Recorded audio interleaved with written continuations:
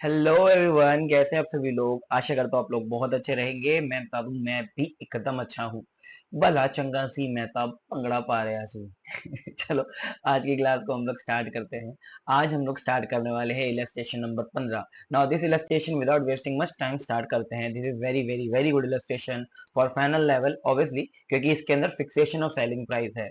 Now this one topic is one of the greatest और the important, मतलब जो भी इंपॉर्टेंट तो वैसे हाईएस्ट वर्ड है, बट उसमें आप सारा ईएसटी लगा दो तो ये हमारा बन जाता है ए कैटेगरी का क्वेश्चन।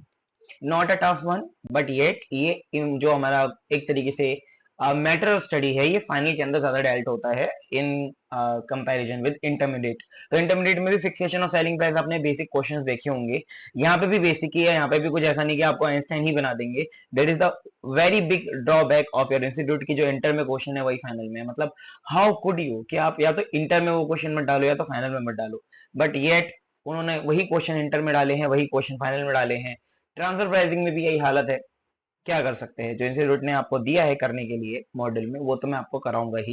ये चैप्टर मार्जिनल कॉस्टिंग में आपको बहुत डिटेल में करा रहा हूँ। बाकी सारे चैप्टर्स में वन शॉट लेके आऊंगा। ट्रांसफर प्राइसिंग एक्सेट्रा एक्सेट्रा इसके अंदर एक ही क्लास में रिवीजन और क्वेश्चंस होंगे। इस पर्टिकुलर चैप्टर के लिए मार्जिनल कॉस्टिंग के लिए मैंने रिवीजन अलग से लिया और एक एक इलस्ट्रेशन का आपके लिए सेशन लिया है। Keep supporting me guys. आइए स्टार्ट करते हैं इसको। Illustration number 15।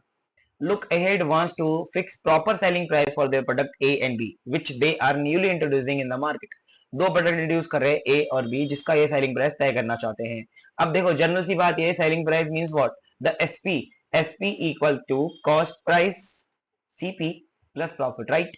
Cost price plus profit, so whatever your cost is there, you will have to add a margin there, then you will be making up selling price. तो ये pricing decision करके भी एक topic आपके पास आएगा, उसमें भी आपको देखने को मिलेगा सेलिंग प्राइस वाला। तो सेलिंग प्राइस का मतलब बेसिकली क्या है कि आपको एक ऐसा रेट तय करना है जिसमें आपका प्रॉफिट भी रिकवर हो, आपका कॉस्ट भी रिकवर हो। Now you have to decide what you have to like recover from a customer, that is known as selling price. चलो, तो उसके लिए हमारे पास एक एलिमेंट वो बहुत जरूरी है, वो है कॉस्ट। प्रॉफिट तो मैंने बोल दिया 10%, लेकिन 10% किसका, कॉस्ट का। तो मुझे कॉस्ट पता होना चाहिए। जैसे अगर मेरा कॉस्ट 100 रुपए आता है तो मेरा सेलिंग प्राइस 110 होगा। This is how the things goes. ठीक है, चलो आगे देखते हैं। Both this product will be manufacture department D, अच्छा, which is consider as a profit centre. अभी देखो, इस लेवल पर आने के बाद शर्म आनी चाहिए आपको अगर मुझे ये बताना पड़े profit centre, investment centre, cost centre क्या होते हैं। मैं नहीं बताने वाला, आपको ये सब चीजें पता होनी चाहिए। मैंने बहुत साल पहले, मेरे ख्याल से 4 साल पहले, एक बेसिक वीडियो डाली थी इंटरमीडिएट की, cost centre, profit centre, investment centre के ऊपर। ठीक है, जब कोई भी इस चीज को नहीं छू रहा था, जब मैंने आपको ये पढ़ाई थी, वो मैं मतलब लिंक नीचे डिस्क्रिप्शन में डाल दूंगा उसका, वहां से आप देख लेना। प्रॉफिट सेंटर समझना काफी इंपॉर्टेंट है। हालांकि इस क्वेश्चन में उसका कोई डायरेक्टली इम्पैक्ट नहीं है, but for sake of your information, because you are going to be a CMA, qualify CMA soon, तो you must know this, right. चलो आगे देखते हैं। एस्टिमेटेड डेटा दे रखा है, एनुअल प्रोडक्शन ए का 1 लाख, बी का 2 लाख, ठीक है। डीएम मेरे को दे रखा है 15 14, डीएल दे रखा है 9 6, ओके। और रेट भी दे रखा है 3 रुपया, मतलब 1 यूनिट को बनाने के लिए मेरे को 3 रुपए लग जाते हैं। मतलब लेबर आवर पर यूनिट मेरे को 9 घंटा लगता है और 1 घंटे के मुझे 3 रुपए देने पड़ते हैं, तो लगभग लगभग मेरी जो कॉस्ट आती है वो 27 रुपए आ जाती है लेबर की। यहाँ तक तो कोई दिक्कत किसी को भी नहीं होने वाली, बहुत सिंपल सिंपल सी बातें अभी तक हमने देखी हैं। अच्छा, the proportion of overhead other than interest chargeable to the products are under, other than interest means what, interest तो ऊपर से नीचे तक अभी तक कहीं पढ़ा ही नहीं, इंटरेस्ट आगे आने वाला है बेटा।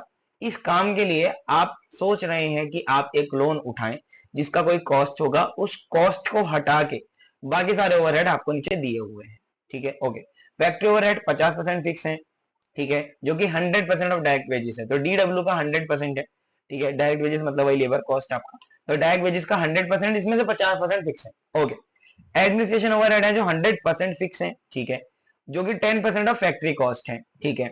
Selling and distribution overhead 50% variable है, 50% फिक्स होंगे, ऑब्वियसली बात है। ठीक है, जो 3 रुपए और 4 रुपए है ए और बी का स्ट्रेट फॉरवर्ड दे रखा है, किसी का परसेंटेज नहीं है, okay. The fix selling sorry the fix capital investment in the department is 50 lakhs। अब देखो, ऊपर वाला यहाँ से यहाँ तक बी तक तो पार्ट ए है। एक बात और याद रखना, कॉस्ट निकालने के लिए आपको बनाना पड़ेगा कॉस्ट शीट। तो आपको कॉस्ट शीट का फॉर्मेट अच्छी तरह से याद होना चाहिए ना। What is the prime cost, what is the factory cost, what do you mean by the cost of production, what do you mean by cost of sales, तो ये सारे हेड आपको पता होने चाहिए। कॉस्ट अकाउंटिंग स्टैंडर्ड नंबर 1 में भी cost sheet आप पढ़ते हैं, तो मुझे ऐसा उम्मीद है कि कॉस्ट ऑडिट भी अगर आपने किया हुआ है तो आपको ये बात पता होगा।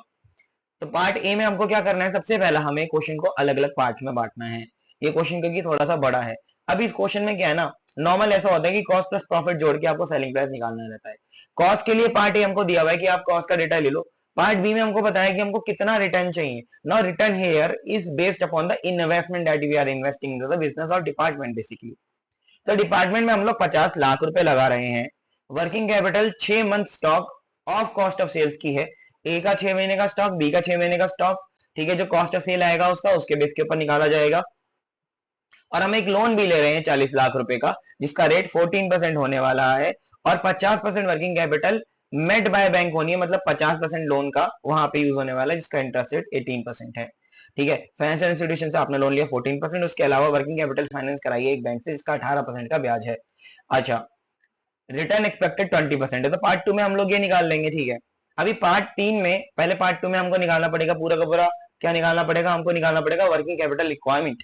जब वर्किंग कैपिटल रिक्वायरमेंट आ जाएगा तो उसको फिर हम लोग देखेंगे कि उसके ऊपर हमने कितना फाइनेंस कराया है, because our target is to get the cost of finance, right. तो कॉस्ट ऑफ फाइनेंस निकालने के लिए वर्किंग कैपिटल निकालना पड़ेगा, वो पार्ट टू में निकालेंगे।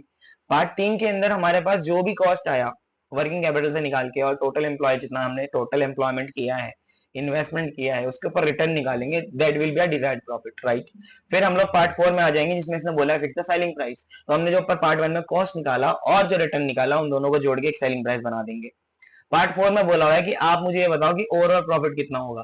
अब हम सेलिंग प्राइस ए और बी का अलग अलग बनाते हैं, बट ओवरऑल पिक्चर में देखा जाए तो डिपार्टमेंट का पूरा, क्योंकि एक प्रॉफिट सेंटर है तो इसका भी प्रॉफिट होगा, तो पूरे डिपार्टमेंट का प्रॉफिट निकालने के लिए अपन लोगों को क्या करना पड़ेगा, ए का सेल, बी का सेल और जो सेलिंग प्राइस दिया हुआ है उसका टोटल जोड़ के पूरा फिक्स कॉस्ट वगैरह करके दिखाना पड़ेगा। ये पूरा हमारा हिसाब बैठेगा ऐसा एकदम ईजी वाला, ठीक है। चलो सबसे पहले कॉस्ट शीट बना लेते हैं। कॉस्ट शीट में बहुत दिक्कत नहीं आनी चाहिए। आप सभी को पता होगा कि भाई डीएम, डीएल और डीई जोड़ के हमारा प्राइम कॉस्ट आता है। प्राइम कॉस्ट आ गया 15,900 हमको दिया हुआ था, 15 और 9, ठीक है। लेबर पर यूनिट दिया हुआ था हमको, तो 9 रुपए मैंने ले लिया। अच्छा, अभी लेबर आर रेट 3 रुपए है, तो उससे अभी मुझे फर्क नहीं पड़ता, मैं खाली 9 रुपए ही लूंगा। तो मेरा 24 रुपए यहाँ आया, 20 रुपए यहाँ आया, वेरी सिंपल। प्राइम कॉस्ट आ गया। प्राइम कॉस्ट के बाद फैक्ट्री ओवरहेड बोला था 100% और डीएल डायरेक्ट लेबर का, तो मैंने 100% लिख लिया। लेकिन ये भी बोला था कि इसमें 50% वेरिएबल 50% फिक्स, तो वेरिएबल 50 और 50 है। अब जो बच्चे तो सोच रहे हैं यार खाली वेरिएबल ही तो लिखते जब भी तो कंट्रीब्यूशन निकलेगा, तो नहीं बेटा, ऐसा नहीं है। आपको क्या करना पड़ेगा बेटा, मैं बता देता हूँ। जब भी आप कॉस्ट शीट बनाते हैं तो आपको फुल कॉस्ट लेना है। आप क्लासिफाई कर सकते हो like I have did, sorry I did here, variable और फिक्स को बांट सकते हो, but you have to show full cost. आप ऐसा नहीं कर सकते कि सेल माइनस करके वेरिएबल कॉस्ट कंट्रीब्यूशन दिखा दो, no, this is cost sheet, this is the detail statement of cost. You have to make sure कि आप सारी कॉस्ट दिखाएं। ये परचेज वाला यार बड़ा लंबा आ रहा है, इसको थोड़ा छोटा करना पड़ेगा, रुको एक मिनट। ऐसे कैसे इतना लंबा चौड़ा आ रहा है, इतना तो नहीं आना चाहिए भाई से समझ को। ओके, नाउ परफेक्ट ना। यार इतना बड़ा आ रहा है, क्लास परचेज कर लो, हाँ तो अच्छी है। आप सीएमए फाइनल इंटर किसी की भी क्लास परचेज कर सकते हैं, हम प्रोवाइड कराते हैं। ये जो नंबर नीचे दिया हुआ है उससे, बट वो इतना बड़ा बड़ा आ रहा था ना, मैंने छोटा कर दिया, ठीक है। ओके, चलो अभी आगे देखो। प्राइम कॉस्ट आ गया 24-20। इसके बाद मैंने फैक्ट्री ओवरहेड भी आपको बता दिया, निकाल दिया। Prime cost plus factory overhead equal to factory cost. जिस लेवल पे ये बताना अच्छी बात नहीं है, बट मैं आपको बता रहा हूँ, प्राइम कॉस्ट में अगर आप फैक्ट्री ओवरहेड जोड़ते हो तो फैक्ट्री कॉस्ट बनता है। That is why factory overheads are not equal to factory cost. बहुत केस में होता भी है, बहुत केस में नहीं भी होता, राइट। अच्छा, फैक्ट्री कॉस्ट में आप जोड़ोगे admin overhead which is 10% of factory cost, जो कि पूरा का पूरा फिक्स है, तो मैंने यहाँ पे जोड़ लिया। कॉस्ट ऑफ प्रोडक्शन आ गया। कॉस्ट ऑफ प्रोडक्शन में सेलिंग डिस्ट्रीब्यूशन जोड़ूंगा, जिसमें से आधा वेरिएबल आधा फिक्स, तो आधा आधा कर लिया। 3 रुपए और 4 रुपए दिया होता है मेरे को क्वेश्चन में ही, 3 रुपए और 4 रुपए मुझे रिस्पेक्टिवली दिया था, 3 और 4, तो मैंने वही उठाया, उनका आधा आधा कर दिया, क्योंकि वेरिएबल फिक्स में बांटना था। कॉस्ट ऑफ सेल निकल गया 39.3, 32.6। ये कॉस्ट शीट आपने बना भी ली होगी, और इसमें मुझे नहीं लगता कोई दिक्कत आई होगी आपको, क्योंकि बहुत सिंपल सा कॉन्सेप्ट है कॉस्ट शीट का, ठीक है। आपने कॉस्ट ऑफ सेल निकाला, सर यहीं पे मार्जिन ऐड कर देते ना, बेटा यही तो कर सकते हैं, लेकिन मार्जिन ही तो नहीं पता। सर बोला तो 20% ऑन इन्वेस्टमेंट चाहिए, बेटा 20% on investment, right, not 20% on cost. तो हमें यहाँ पे क्योंकि इन्वेस्टमेंट पर चीज है, तो हम पार्ट टू में आ गए। Required return on capital employed हमें निकालना पड़ेगा। सबसे पहले हमें निकालना पड़ेगा यहाँ पे कि फिक्स कैपिटल कितनी है, तो दी हुई है 50 लाख रुपए। वर्किंग कैपिटल आपकी कितनी है, इसने बोला था कि 6 महीने का स्टॉक। 6 महीने का स्टॉक मतलब आपको डिवाइड करना पड़ेगा 2 से, मल्टीप्लाई कर लो 6/12 से, डिवाइड कर लो 2 से, बात एक ही है। अगर मैं किसी नंबर को 100 को 6/12 करता हूँ, या 100 को डिवाइड बाय 2 करता हूँ, तो एक ही रिजल्ट आने वाला है। जैसे यहाँ भी 50 आएगा, यहाँ भी 50 आएगा, उसमें कोई इफ एंड बट नहीं होना चाहिए आपका, ठीक है जी। चलो ये तो बात हमारी हो ही गई डन, से मिटो देते हैं, अच्छा नहीं लग रहा है। ओके सर, डन हो गया। वर्किंग कैपिटल हमने निकाला, ये तो इतना आएगा रिक्वायरमेंट। अब इसने बोला है कि किस रेट पे लेना है, तो इसने रेट भी हमको बताया है कि आपको जो रेट लेना है बेटा वो लेना है कॉस्ट ऑफ सेल्स। मैं इसको हाईलाइट कर देता हूँ, आपको कॉस्ट ऑफ सेल्स पे लेना है। Now cost of sales is what, 39.3 है, 32.6 है। तो यहाँ पे आपने इससे मल्टीप्लाई किया तो आपका ये अमाउंट निकल करके आ जाएगा। 1 लाख मल्टीप्लाई बाय 32.6 तो 32,60,000। 1 लाख डिवाइड बाय 2 मतलब 50, 50 मल्टीप्लाई बाय 39, 39 का मतलब 19,65,000। डेट कम्स एज 52,25,000 रुपए इन टोटलिटी। 50 लाख ऊपर, 52,25,000 नीचे। टोटल कैपिटल 10,22, सॉरी हमारा 10 लाख ही है ना ये, हाँ 10,22,000, नहीं नहीं नहीं sorry, I am really sorry. 1 crore, दो दो चार, दो दो चार, दो छह, हाँ ये भाई 1 करोड़ है। तो 1,02,25,000 रुपए है। 1,02,25,000 रुपए हमारा टोटल करके यहाँ पे हिसाब किताब बैठता है। अच्छा, रिक्वायर्ड रेट हमको निकालना था 20%, तो हमारा टोटल कैपिटल 1,02,25,000 आया, उसका हमने 20% निकाल लिया, तो वो आया 20,45,000 रुपए। बहुत सिंपल सी बात है कि आपको ये चीज, अब now this is your target to earn, this is your what, this is your target to earn, this is our target. Over the cost we have to recover this from the customer, right, as a whole, मतलब दोनों unit को जोड़ के, ए और B का दोनों का जोड़ के। अच्छा, अब रिक्वायर्ड कंट्रीब्यूशन अगर मुझे निकालना रहेगा तो कैसे निकालूंगा मैं भाई, बहुत सिंपल बात है। मेरी सेल कितनी होनी चाहिए भाई, सेल मेरी होनी चाहिए 1 लाख। कॉस्ट ऑफ सेल यहाँ पे आ गया, यहाँ पे भी कॉस्ट ऑफ सेल आ गया, तो मेरा एट कॉस्ट इतना सेल होना चाहिए। इसमें से मैंने वेरिएबल कॉस्ट घटाया तो मेरा कंट्रीब्यूशन इतना इतना आया, तो मेरा टोटल कंट्रीब्यूशन इतना आ गया। देखो वेरिएबल कॉस्ट तो मेरे को पता रहेगा ना यार, वेरिएबल कॉस्ट मैं ऊपर से उठा लूंगा, जहां जहां वेरिएबल लिखा उठा लो सब। भाई प्राइम कॉस्ट तो पूरा वेरिएबल रहता है 24, उसमें जोड़ो 4.5, उसमें जोड़ो आपका 1.5 बस। तो देखो मैंने नीचे लिख के भी दिया है आपको, यहाँ पे कितना आया आपका, यहाँ पे आया 28.5, ठीक है, प्लस 1.5। 28.5 कहां से आया यार, देखो 24 प्लस आप यहाँ पे जोड़ लोगे अपना वेरिएबल 4.5, ठीक है, ये 28 नहीं 29 होगा यार। एक मिनट रुको, मैं किसकी बात कर रहा हूँ यहाँ पे, ए की तो बात कर रहा हूँ यार, ये तो 29 होना चाहिए। मुझे 1 सेकंड दोगे, मैं देख तो लू यहाँ पे गड़बड़ कैसे हुई है। गड़बड़ यहाँ नहीं हुई, यहाँ हुई है अरे भाई ऊपर 24 है यार, 24 और 4.5 जोड़ोगे तो 28.5 ही तो आएगा। 28.5 प्लस डेट, ये वाला वेरिएबल पूरा उठाने के बाद हमारा टोटल कॉस्ट बन जाएगा यहाँ पे 30 रुपए, राइट। टोटल वेरिएबल कॉस्ट मेरा 30 रुपए बनेगा। 30 रुपीज यहाँ पे वेरिएबल कॉस्ट बना, यहाँ पे बनेगा 25 रुपए।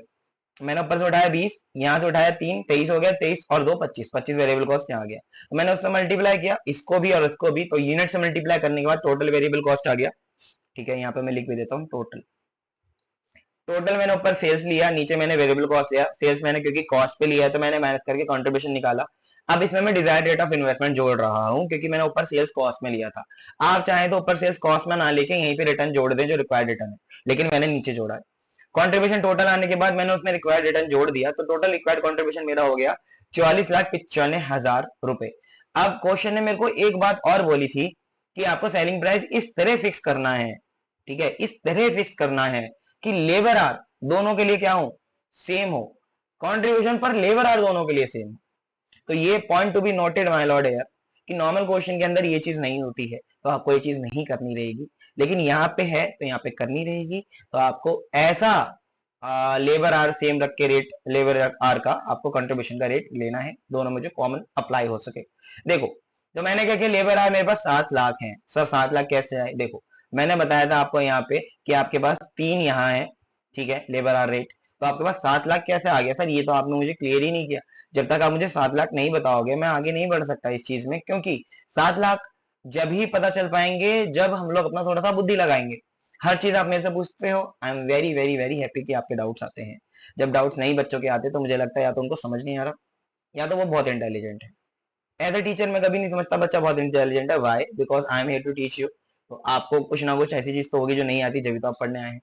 That is why I must get doubts. अब डाउट आया तो मैं उसको क्लियर भी कर देता हूँ कि भाई आपकी 1 लाख यूनिट थी, उसमें आपका 3 रुपए यहाँ पे आया, और यहाँ पे 2 लाख यूनिट थी और 2 रुपए यहाँ पे आया, मतलब 2 आ रहा है आपका, तो लेबर आर टोटल 7 हुआ।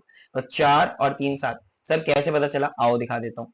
यहाँ पे देख लेंगे आप फटाफट से, तो आपका यहाँ पे दिखाई दे रहा है 3। अब यहाँ पे ना क्वेश्चन के अंदर एक एरर है आपके, ये एरर आप ठीक करेंगे, मेरे साथ साथ ठीक कर लेना, तो क्योंकि ये ठीक होना जरूरी है, वरना आपको सोल्यूशन समझ नहीं आने वाला। देखो ध्यान देने वाली बात यहाँ पे, करेक्शन भी बोल लो एक तरीके से, आप मिसिंग फिगर बोल लो। हमारा यहाँ पे ना रेट दिया हुआ है ये, and this is labour per unit. तो हमें आर अगर निकालने हैं तो आर कैसे निकलेंगे, 9 डिवाइड बाय 3, तो आर आ गया यहाँ पे 3, 6 डिवाइड बाय 3, तो यहाँ पे आर आ गया 2, तो लेबर आर 3 और 2 आएंगे, ये मैंने आपको निकलवा दिया। करेक्शन ही मान लो एक तरीके से, क्वेश्चन में होना चाहिए था, बट ये छोटे छोटे डिटेल बच्चे मिस कर जाते हैं और दिक्कत कर जाते हैं, फिर वही चीज है। ठीक है, तो आप यहाँ पे मल्टीप्लाई करेंगे दोनों को, तो आपके पास टोटल 7 लाख घंटे लेबर आवर्स के आ जाएंगे। 7 लाख को डिवाइड करोगे टोटल कॉन्ट्रीब्यूशन से, तो आपको एक यूनिफॉर्म रेट मिल जाएगा 6.42 टोटल कॉन्ट्रीब्यूशन पर लेबर आवर। अब इसी के बेस के ऊपर आपको दोनों का सेलिंग प्राइस फिक्स करना है। आइए मैं बताता हूँ कैसे। कंट्रीब्यूशन पर यूनिट कितना होना चाहिए, 6.4214, क्योंकि 3 यहाँ पे 2 यहाँ पे, तो इसका इतना होना चाहिए, इसका इतना होना चाहिए। ये बात क्लियर हुई आपको? भाई मैंने ये वाला बेस उठाया और ये वाला बेस उठाने के बाद लेबर आवर से मल्टीप्लाई कर दिया रिस्पेक्टिव। क्वेश्चन ने मेरे को बोला था दोनों का बेस सेम होना चाहिए, तो दोनों का मैंने बेस सेम लिया, लेकिन लेबर आवर दोनों के अलग अलग है, तो मैंने उसी से मल्टीप्लाई करके यहाँ पे अमाउंट निकाला। ठीक है, तो आपको एक बात समझ में आया कि कंट्रीब्यूशन पर यूनिट कितना होना चाहिए, इतना इतना होना चाहिए। वेरिएबल कॉस्ट पर यूनिट 30 और 25 हम ऊपर निकाल ही चुके थे, तो आपका यहाँ पे selling price per unit minus मत कर देना, जोड़ना है, क्योंकि हम सेलिंग प्राइस निकाल रहे हैं, राइट। तो हमारा फॉर्मूला क्या होता है, हमारा फॉर्मूला होता है contribution equal to selling price minus variable cost, right.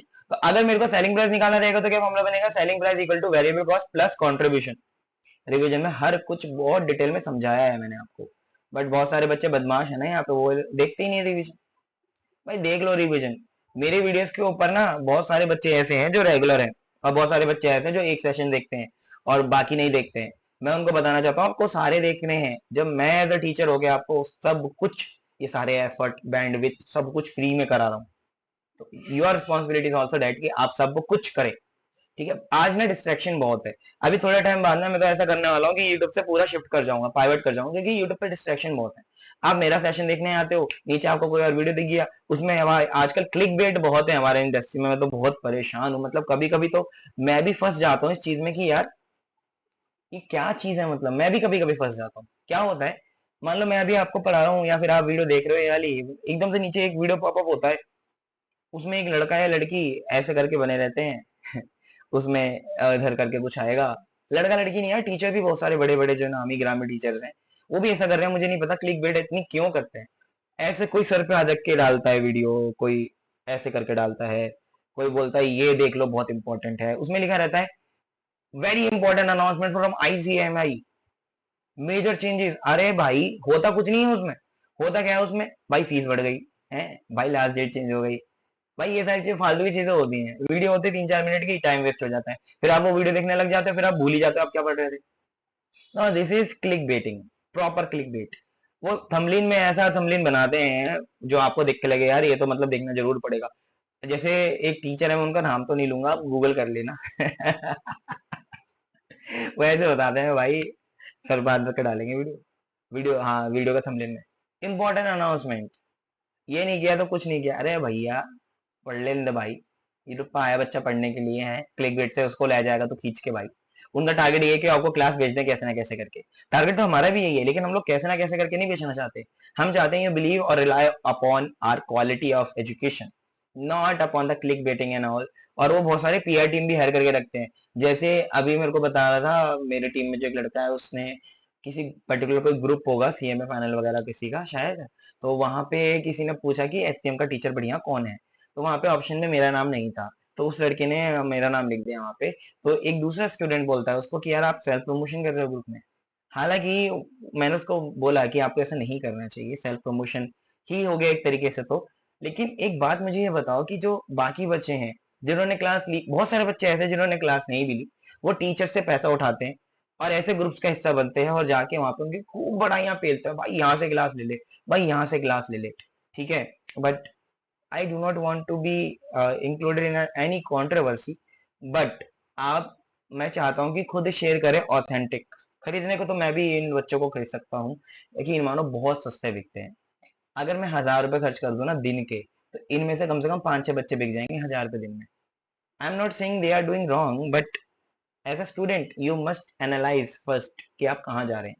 ठीक है, चलो वही सब बातें साइड रखते हैं, हम लोग अपने टॉपिक पे वापस आते हैं। टॉपिक हमारा यही चल रहा था, मैंने सेलिंग प्राइस पर यूनिट आपको निकलवा दिया था, right. Selling price per unit मेरा 492643 आया, 378428 आया। अब ओवरऑल प्रॉफिटेबिलिटी निकालने में क्या बड़ी बात है, जब मेरा सेलिंग प्राइस आ गया तो मैं यूनिट से मल्टीप्लाई कर दूंगा, जितनी मैंने बेचनी है 1 लाख और 2 लाख बेचनी है, मैंने टोटल अमाउंट निकाल लिया, टोटल कॉस्ट मेरी 39.3 थी, 32.6 थी, मेरा प्रॉफिट आ गया। लेकिन एक पॉइंट अभी आप भूल गए, इंटरेस्ट वाला। इंटरेस्ट वाला पॉइंट इसलिए क्योंकि मैं अलग से दिखा रहा हूं, क्योंकि इन्होंने बोला था कि इंटरेस्ट से अलावा है, ये लिखा हुआ है अदर देन इंटरेस्ट है। As it is other than interest, that means कि हमको इंटरेस्ट अलग से दिखाना पड़ेगा। You can also include interest in your fix cost, बहुत सिंपल बात है। लेकिन मैं चाहता हूं उसे मैं अलग से दिखाऊं ताकि एक टीचर को पता चल सके कि हाँ भाई मैंने अलग से कैलकुलेट किया है। तो मैंने इंटरेस्ट कैलकुलेट किया 40 लाख रुपए का 14%, और WC का मैंने 50% फाइनेंस कराया बैंक से 18% इंटरेस्ट पे, तो मैंने वो कैलकुलेट किया। मेरा प्रॉफिट आफ्टर इंटरेस्ट आता है 10,12,490 रुपए। Now this is my question illustration number 15। भाई मैं ये चाहता हूं कि आप हर एक चीज का लॉजिक समझें। एक एक इलस्ट्रेशन मैंने आपको कराई।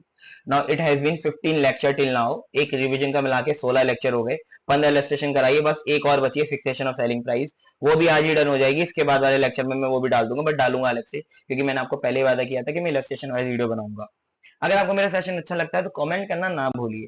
देखिए वीडियो पूरी, लाइक भी कीजिए, कमेंट भी कीजिए, अपने दोस्तों के साथ शेयर कीजिए। This time I need your support very very very much, क्योंकि जो चीज मैं कर रहा हूँ बहुत सारे टीचर मुझे रोक भी रहे हैं इस चीज के लिए, because they are creating basically you can say a barrier for tutors या टीचर्स जो फ्री में क्लास या सपोर्ट करना चाह रहे हैं बच्चों को, because this will impact their paid classes a lot. ये जो इनका बिजनेस है, ये बिजनेस मॉडल थोड़ा थोड़ा अफेक्ट होता है। तो काफी बड़े टीचर भी रिस्ट्रिक्शंस डालते हैं, मेरे बारे में नेगेटिव मार्केटिंग कराते हैं कि ये टीचर को क्या नाम है फ्री क्लासेस डालते हैं, उसको मत देखो, फ्री क्लासेस की कोई वैल्यू नहीं होती। ठीक है, बट आई नो कि यार बच्चे को सपोर्ट भी बहुत जरूरी है। हमें भी अपना घर चलाना है, हम भी पेड क्लासेस बेचते हैं, ऑब्वियसली बात है, उसके बिना तो हमारा घर भी नहीं चलने वाला। If I chose to become a teacher to guide you to basically take classes of CA CMA 11th 12th commerce, तो मेरे दिमाग में ये चीज क्लियर होनी चाहिए कि यार हम थोड़ा बहुत तो कर सकते हैं। पैसे तो मैं 12 महीने ही कमा रहा हूँ इससे, बट एक महीना 2 महीना या एक अटेम्प्ट या एक सब्जेक्ट या एक चैप्टर के लिए मैं कहीं ना कहीं चीजें फ्री कर सकता हूँ। I can afford, even though I am very very very small teacher as compare to the market. मेरे उतने सब्सक्राइबर काउंट भी नहीं है, और मेरे वीडियोस के उतने ज्यादा व्यू भी नहीं है जितने बाकी बड़े टीचर्स के हैं। Still they are not making such initiatives, but I make, because मेरे लिए मैटर करता है कि जो ऑथेंटिक कमेंट्स आते हैं वो मुझे बहुत अपलिफ्ट करते हैं in my journey as a tutor for whole sense of you can say satisfaction. ठीक है, मैं काम करने वाला हूँ, मैंने सोच रखा है 50 या 40 50 45 साल की उम्र तक मैं काम करने वाला हूँ, जब तक मैं जितने रिव्यूज बेटा उठा सकता हूँ उठाऊंगा। ठीक है, उसके बाद I will be retiring from this. But आपको चूज करना है होम यू आर सपोर्टिंग। मैंने देखा है बच्चे फ्री क्लासेस जो मैं डाल रहा हूँ वो नहीं लेते हैं, और उसी सेम टाइम पे 25-25-30 हजार रुपए की एक सब्जेक्ट की क्लास ले लेते हैं। और यकीन मानो, अगर वो कुछ और या इससे अच्छा पढ़ा दे जैसे मैंने पढ़ाया है, I am not comparing with my senior, वो तो मेरे सीनियर नहीं है। अगर वो CA में है, बहुत साल से पढ़ा रहे हैं, yes he is my senior, but senior होके भी क्या वो इस क्वेश्चन में कुछ सोल्यूशन करा देगा भाई? कराएगा तो यही भाई, वो भी सोल्यूशन। जब मैंने रजिस्ट्रेशन नंबर 15 आपको कराया, सोल्यूशन उसका करेक्ट ये है, मैं आपको लॉजिकल आर्गुमेंट्स दे रहा हूँ कि भाई ये सोल्यूशन होना चाहिए, तो क्या वो कुछ अलग बता देंगे? नहीं बता सकते। मैं जितना डेप्थ में आपको क्वेश्चन कराता हूँ ना, आधे आधे घंटे लगा के एक इलस्ट्रेशन, वो 10 मिनट में करा देंगे आपको, जबकि मैं लिखा हुआ आपको समझा रहा हूँ। अगर मैं आपको ये चीज लिख के कराऊंगा ना, यकीन मानो मैं तो 2 घंटे आपको कराता ही रहूंगा, पढ़ाता ही रहूंगा, और वो आपको लिख के भी आधे घंटे में क्वेश्चन खत्म करा सकते हैं। All about detail and quality. ठीक है, I am not comparing me with anybody, but I am like telling my USP to you only. तो मैं चाहूंगा कि आप मेरे को प्रेफर करें ओवर द अदर टीचर्स। मैं अपनी मार्केटिंग खुद ही करना चाहता हूँ, मुझे बहुत अच्छी लगी है idea. Self promotion is the best promotion I will say. ठीक है, अब मैं सब ग्रुप में बोल रहा हूँ उसको कि आप करो। मुझे पहले थोड़ा थोड़ा लगा कि यार नहीं it is not good, but मैं बोलूंगा यार सेल्फ प्रमोशन अच्छी बात है। If you are doing something good, you must promote your self first, जब भी तो कोई और करेगा। ठीक है, बहुत सारे बच्चे हंस रहे थे उसके ऊपर यार, वो बता रहा था कि क्या नाम है सर बहुत ऑकवर्ड सिचुएशन हो गई थी, ऐसे ऐसे बच्चे मतलब लाफिंग इमोजी वगैरह भेजते। मैंने कि बच्चों को कोई भरोसा नहीं है भाई, वो हंसने के बाद भी मेरी क्लास लेते हैं, है ना। और बहुत सारे बच्चे क्या नाम है हंसते भी हैं फिर क्लास भी लेते हैं। तो मुझे उन बच्चों को समझ नहीं आता यार, इधर यू सपोर्ट और you do not support me. चलो बहुत बहुत ज्यादा मैंने टाइम वेस्ट कर दिया, आपके पेपर बहुत करीब है। ठीक है, चलो आज के लिए विदा लेते हैं। अब हम लोग अगली क्लास में मिलेंगे with new illustration, illustration number 16, जो जहाँ की रही है नीचे अभी, है ना, वो करेंगे। ठीक है, चलो bye bye, take care take care.